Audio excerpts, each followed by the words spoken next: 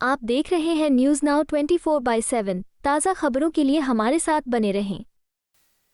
भाजपा के राष्ट्रीय प्रवक्ता गौरव भाटिया ने नई दिल्ली में पार्टी मुख्यालय में प्रेस कॉन्फ्रेंस कर ऑपरेशन अजय के तहत इजरायल से भारत आ रहे भारतीय नागरिकों को लेकर अपनी प्रतिक्रिया दी।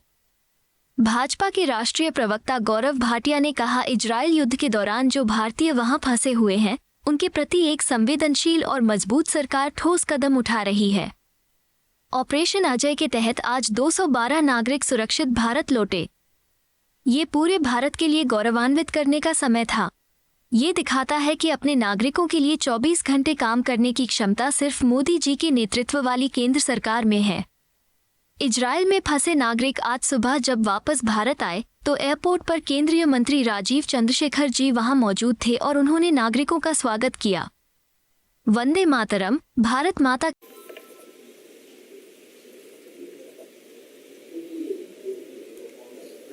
आई थिंक वी शुड स्टार्ट। धन्यवाद। सभी पत्रकार बंधुओं को नमस्कार। ये प्रेस वार्ता एक बड़े ही महत्वपूर्ण मुद्दे पर करी जा रही है। हम सब जानते हैं किस तरह से विश्व में ऐसी परिस्थितियां हैं कि इजरायल में युद्ध चल रहा है और जब ऐसा खौफनाक मंजर है तो जो भारतीय नागरिक हैं, जो हमारे भाई बहन वहां इजरायल में फंसे हुए हैं, उनके प्रति एक संवेदनशील सरकार, एक मजबूत सरकार ठोस कदम उठा रही है। और यह कहना गलत नहीं होगा, ऑपरेशन अजय के तहत आज जब 212 भारतीय नागरिक सुरक्षित एक विशेष विमान से भारत की धरती पर लौटे तो ये पूरे भारत के लिए गौरवान्वित करने वाला पल था। और ये दिखाता है किस तरह से मुश्किल समय में भी अपने नागरिकों के लिए दिन के 24 घंटे कार्य करने की क्षमता, सहनशीलता किसी में है तो वो श्री नरेंद्र मोदी जी के नेतृत्व वाली सरकार, केंद्र सरकार में है। ये जो ऑपरेशन अजय है, ये बड़ा ही महत्वपूर्ण इसलिए भी है क्योंकि आज हर भारतीय को, चाहे वो विदेशी धरती पर ही क्यों ना हो, एक उम्मीद होती है कि भारत की सरकार और भारत के 140 करोड़ नागरिक हर वो ठोस कदम उठाएंगे जिससे कि वे सुरक्षित भारत वापस आ पाएंगे। और ये ऑपरेशन अजय एक अभूतपूर्व बचाव अभियान था। मुश्किल परिस्थितियों में किस तरह से एक स्पेशल चार्टर जाता है और जो भारतीय नागरिक हैं 212 वो वापस आते हैं। ये दर्शाता है किस तरह से भारतीय सरकार की प्रतिबद्धता, प्राथमिकता यही है कि पहले भारतीय नागरिक जो फंसे हुए हैं युद्ध की परिस्थितियों में, उनको सुरक्षित भारत लाया जाए। आज सुबह जब वो आए वापस तो एयरपोर्ट पर राजीव चंद्रशेखर जी जो मंत्री हैं केंद्र सरकार में, वो उपस्थित थे और उन्होंने स्वागत किया और भारत माता की जय, वंदे मातरम आदरणीय प्रधानमंत्री जी को साधुवाद, धन्यवाद। ये एक भाव था जो हर भारतीय नागरिक के मन में था, जो सुरक्षित भारत आया। और ये इसलिए भी है कि हमें समझना होगा, जहां युद्ध चल रहा है वहां परिस्थितियां कैसी हैं, वहां माहौल कैसा है। एक नागरिक है, उनका नाम नहीं ले रहा, हमारी बहन है, उन्होंने कहा, जब मैं इजराइल की भूमि में थी तो मुझे डर लगता था।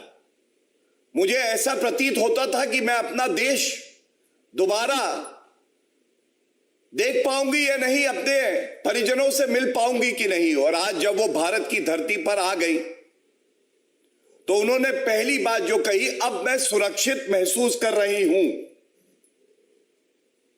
यह एक बहुत बड़ा भाव है कि आज भारत वो ताकत बन के उभरा है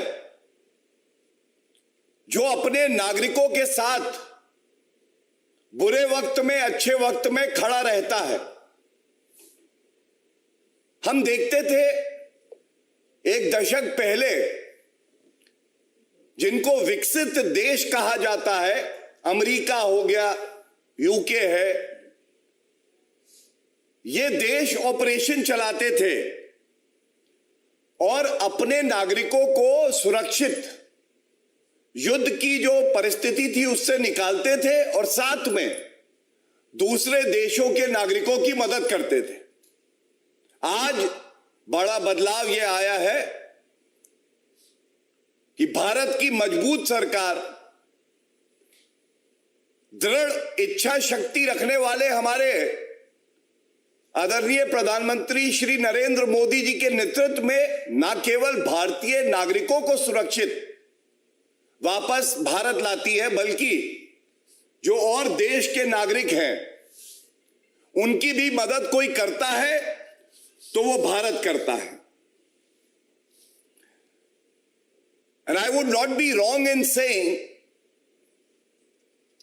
that strength of a nation and character of a leader comes to test and is known by the strength, effectivity and promptness by which the government and the country responds to the needs of its citizen. This is the mantra. मेरे को ये कहते हुए गर्व भी होता है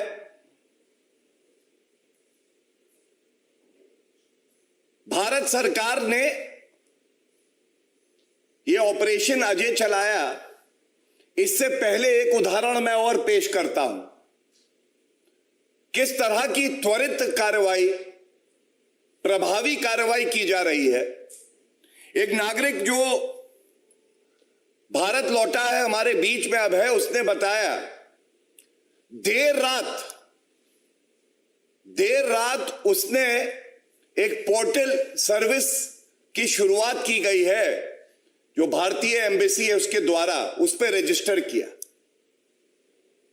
इस उम्मीद से कि कुछ दिनों में मदद आएगी और सुरक्षित वो भारत वापस आ पाएंगे। ये कहते हुए गर्व होता है हर भारतीय को, कुछ घंटे बाद ही इस पोर्टल पे रजिस्ट्रेशन करवाने के बाद उस नागरिक के पास एक कॉल जाता है और उसे बताया जाता है कि जो अगला विमान सुबह जा रहा है भारत, उस पर आपकी सीट आरक्षित है और आप भी भारत वापस जा रहे हैं।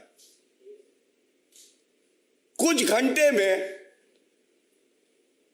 जो हमारा भाई, जो बहन ये सोचती थी कि वो सुरक्षित नहीं है, कभी अपने परिवार वालों से दोबारा मिल पाएगी या नहीं, वो आज भारत वापस आ चुके हैं।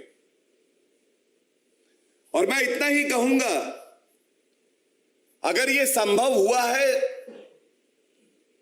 तो ये संभव इसलिए हुआ है क्योंकि एक मजबूत सरकार है जिसका मूल मंत्र है नागरिकों का हित सर्वोपरि है, और उसके पीछे 140 करोड़ जो हमारे भारतीय भाई बहन हैं उनकी ताकत है।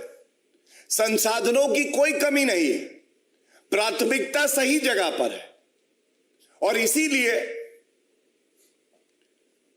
जो हमारी एम्बेसी है वो 24 घंटे कार्य कर रही है।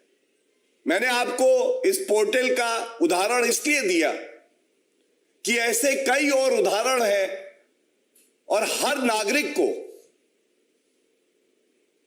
इस तथ्य की जानकारी होना आवश्यक है कि किस तरह से विदेशी धरती पर भी अगर हमारा कोई अपना फंस गया है तो उसको सुरक्षित लाने का दायित्व किसी का है तो वो सरकार का है, और वो किया जा रहा है। मैं एक तथ्य और आपके समक्ष रखना चाहूंगा, और ये बहुत ही महत्वपूर्ण है। ये दिखाता है किस तरह से सोच में परिवर्तन आया है। भारतीय जनता पार्टी एनडीए की सरकार केंद्र में बनी, उसके बाद 2015 में राहत, ऑपरेशन राहत, करीब 6700 भारतीय नागरिक यमन से वापस लाए गए सुरक्षित। 2016 में ऑपरेशन संकट मोचन, ये सूडान में जब युद्ध चल रहा था, करीब 160 नागरिक, और इसमें 2 नेपाली नागरिक भी थे, उनको सुरक्षित वापस लाया गया। इसी तरह से 2021 में अफगानिस्तान में हमने देखा किस तरह से युद्ध की परिस्थिति उत्पन्न हुई। 800 से ज्यादा नागरिकों को सुरक्षित भारत लाया गया। यूक्रेन में हम सब देख रहे हैं कि क्या परिस्थिति है। ऑपरेशन गंगा 22,500 नागरिकों को सुरक्षित भारत लाया गया, और 2023 में ऑपरेशन कावेरी, और इस पे मैं आपका ध्यान केंद्रित करना चाहूंगा, 4097 लोग वापस आए, जिसमें 3961 भारतीय नागरिक थे, और 136 जो थे वो विभिन्न देशों के नागरिक थे। इसीलिए मैंने कहा कि अब समय यह है कि भारत अपने नागरिकों को तो सुरक्षित कर ही रहा है, साथ में विभिन्न देश जो हैं वो भारत की तरफ देखते हैं कि भारत निर्णायक फैसला लेगा, ठोस कदम उठाएगा, और उनके नागरिकों को भी अगर संभव होगा तो भारत मदद करके सुरक्षित स्थान पर पहुंचाता है। मैं ये जरूर कहूंगा, आदरणीय प्रधानमंत्री श्री नरेंद्र मोदी जी के नेतृत्व में ये ऑपरेशन अजय चल रहा है। विदेश मंत्री डॉक्टर जयशंकर जी की भी अहम भूमिका इस ऑपरेशन में है। जैसा मैंने बताया, the Indian ambassador to Israel वे स्वयं 24 घंटे सुनिश्चित कर रहे हैं कि जो भारतीय वहां फंसे हुए हैं उनकी जो भी जरूरत हो उसकी पूर्ति की जाए। और इसी के साथ इस मंच से, आपके माध्यम से मैं ये अपील जरूर करना चाहूंगा,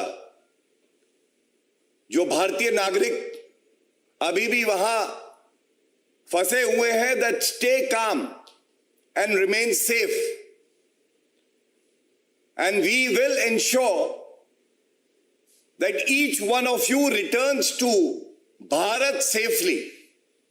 This is our commitment to you, and I make this statement with some responsibility here. In tough times, we will give out a strong message that times may be tough, but Bharat, India is tougher. We will ensure the safety of every citizen who is stuck in the war-torn region. And I would also like to categorically state that each media person, media, the fourth pillar of democracy, that is making us proud by reporting bravely from the war-torn region, shows your commitment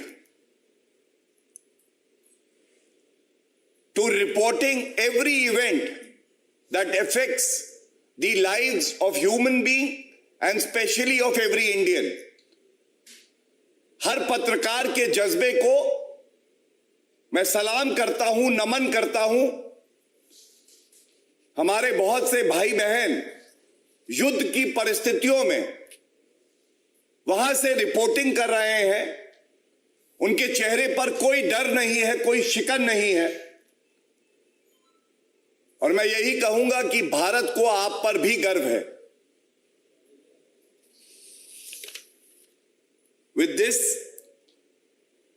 I again thank all of you for coming to cover this press conference. It is important that all our fellow Indians who are stuck in Israel and the war-torn region know that there is a sensitive government led by Shri Narendra Modi ji that will ensure that from the atrocities committed by the terrorists, the fear that the war sirens generate, they will be brought back to India safely. It is our duty and we are committed to that. Thank you.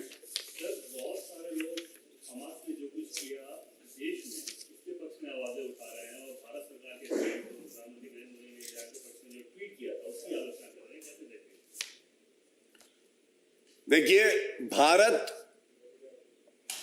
वो देश है जो हमेशा से इंसानियत और मानवता के साथ खड़ा रहा है और आगे भी, चाहे कोई भी परिस्थिति उत्पन्न हो,